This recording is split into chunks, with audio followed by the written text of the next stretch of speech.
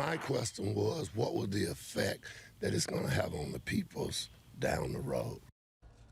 The EPA met with Roseland neighbors concerned about the chemicals in their community more than a month after the Smitty supply explosion.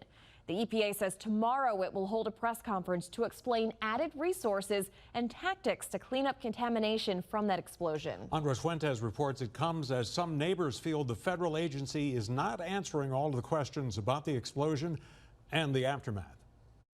About a half a dozen people in Roseland sat down with EPA agents Monday evening at First Baptist Church, all to share their questions and concerns about the Smitty supply explosion directly. What are the questions that you asked the EPA today? Well, one of the questions I asked, what do you have any idea what is the long-range effect?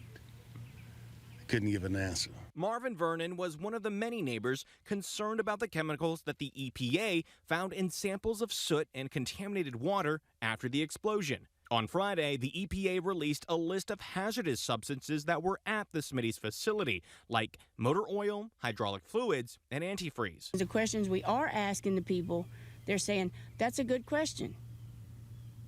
Where's the answers? I can't really speak to that, but we have a team that's kind of looking at, and that's also with the environment, and then also experts kind of throughout the region that have kind of been looking at that. Nick Roth is the EPA's point man for the Smitty's cleanup efforts. He says the agency is still assessing how dangerous the substances are, but neighbors shouldn't be concerned about anything they might be breathing in. And we are continuing to do air monitoring in there, and we haven't seen anything that has gone past any of the limits that have been established. And while the EPA tells us that they're committed to making sure that all the waterways around the area are cleaned up, but a lot of the neighbors are questioning whether the federal agency will help cleaning up this black residue still stuck on properties.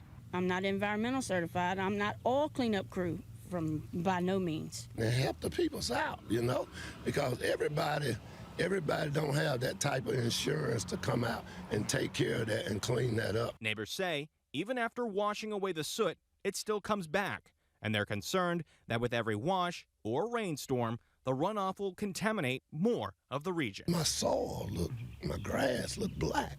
My question is there anybody would come out and test our property? And they said they didn't do that. You know, they didn't test private property. Now, the EPA continues to say that there is no imminent health threat to any residue left behind from the explosion.